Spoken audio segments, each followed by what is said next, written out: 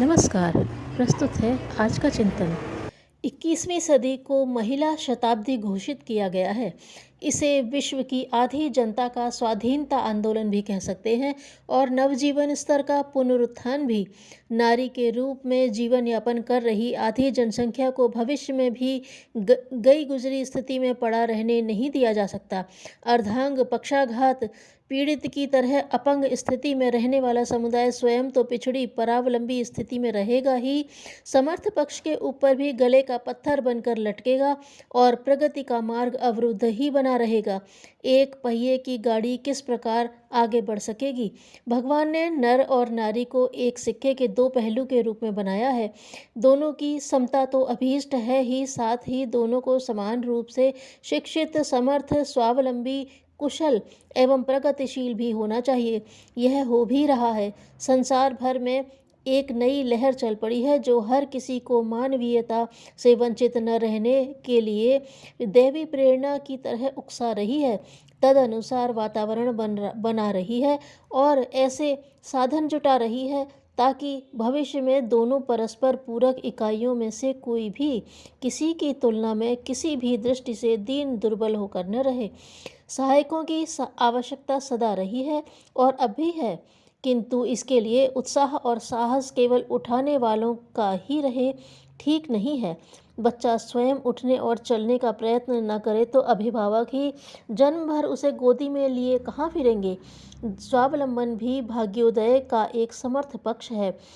लंबे समय से नारी की अगणित क्षमताओं और विशेषताओं का शोषण होता रहा है। समय आ गया है कि अब उस अनाचार का पश्चाताप प्रायश्चित करने के लिए नए सिरे से नए प्रयत्न किए जाएं। जो अपहरण हुआ है उसकी पूर्ति करने के लिए समय रहते भावनापूर्वक प्रयास किए जाएं, अन्यथा अब तक हुई क्षति आगे और भी बढ़ेगी और ऐसा संकट खड़ा करेगी जिससे दोनों पक्षों को अपार हानि सहनी पड़ सकती है।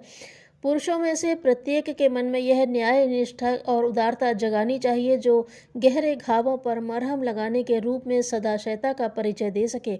अनीति ही करते चले जाना और उठने की संभावनाओं को निरस्त करना जले पर नमक छिड़कने जैसे पाशविक अनाचार माना जाएगा। नर और नारी में समानता का वातावरण बनाने के लिए आवश्यक है कि कन्या और पुत्र में, बेटी और वधू में अंतर करने की कुप्रथा का अब पूरी तरह अंत कर दिया जाए। दोनों की प्रगति एवं सुविधा का हर प्रसंग में समान व्यवहार, समान सम्मान का प्रचलन अपनाया जाए। शिक्षा, स्वावलंबन, दक्षता एवं श्रेय सम्मान दोनों को ही समान रूप से मिलने चाहिए। परिवार का हर सदस्य इसी नीति को अपनाए और भेदभाव की अनीति जहाँ पर भी जितने अंशों में चल रही हो उसे समाप्त करने के लिए भरसक प्रयत्न किए जाएं। शिक्षा मनुष्य की आरंभिक आवश्यकता है। इसे लड़कों की तरह लड़कियों को भी उपलब्ध कराने में कहीं किसी प्रकार का दोहरा मापदंड न अपनाया जाए। हर व्यक्ति को आर्थिक दृष्टि से स्वावलंबी होना चाहिए ताकि कोई किसी पर भार बनकर न रहे। महंगाई भरे और आर्थिक संकट भरे जमाने में बढ़ती आवश्यकताओं वाले समय में एक दूसरे की सहायता करते हुए समूचे परिवार में खुशहाली ला सकें।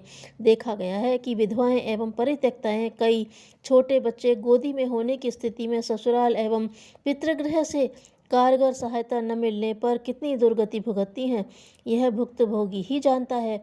इसी कमजोरी के कारण नारी को हर समय हर प्रकार से दबाव भी सहने पड़ते हैं, क्योंकि वह दूसरों की सहायता कर सकना तो दूर अपने खर्च के लिए भी दूसरों पर अवलंबित रहती है। अतः कुटीर उद्योग से लेकर अध्यापन तक का कोई न कोई स्रोत उसके हाथ में विवाह से पहले ही थमा देना चाहिए ताकि उसे आर्थिक दृष्टि से सर्वथा पराश्रित न रहना पड़े। पैतृक संपत्ति, परिवार की संपन्नता अथवा पति की कमाई जैसे माध्यमों को आड़े समय में उपयोग कर सकने का सुयोग मिलता ही रहेगा, इसका अब कोई विश्वास रह नहीं गया है। शिक्षा, स्वावलंबन के अतिरिक्त स्वास्थ्य, दक्षता, कुशलता, अनुभव आदि के साधन भी नारी के लिए जुटाने की आवश्यकता है। परिस्थितियों के अनुसार हर किसी को यह प्रयत्न करना चाहिए कि कोई महिला परावलंबन के लिए सर्वथा विवश होकर अशिक्षित, अनगढ़ स्तर की न रहे, ऐसी विपत्ति में न फंसने पाए। इसके लिए जो उपाय संभव हो वे करने चाहिए। विवाह के उपरांत वर कन्या को कोई कई वर्ष का अवसर ऐसा मिलना चाहिए कि वे एक दूसरे की योग्यता समर्थता बढ़ाने में योगदान दे सकें। इसके लिए आवश्यक है कि विवाह के बाद कम से कम 5 वर्ष तक बच्चे उत्पन्न करने के संकट न ला दें। यह अवधि ससुराल वालों की ओर से समर्थता प्रदान करने के लिए नियत रहनी चाहिए। यह अवसर किसी नारी पर 30 वर्ष की आयु के लगभग होने पर ही आना चाहिए। देश में जनसंख्या नियंत्रण के लिए भी इस प्रकार का प्रचलन अपनाया ही जाना चाहिए।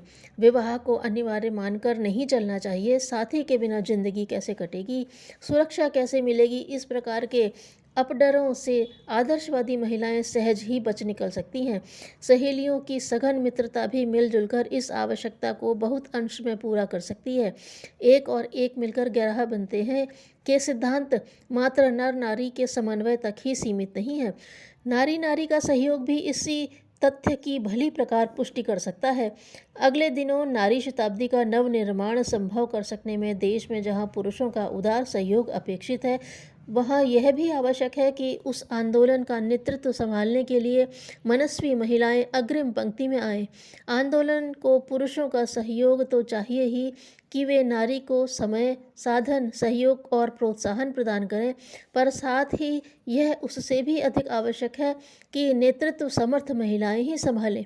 अपने देश की प्रतिगामिता नर और नारी को मिलाकर काम करने की सुविधा नहीं देती।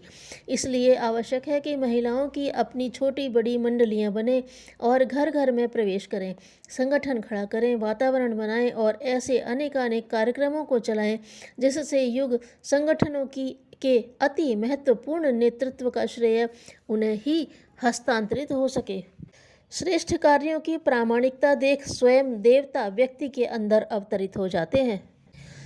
दूसरों से खतरा प्रतियोगिता में होता है, आत्म विकास में नहीं। धन्यवाद।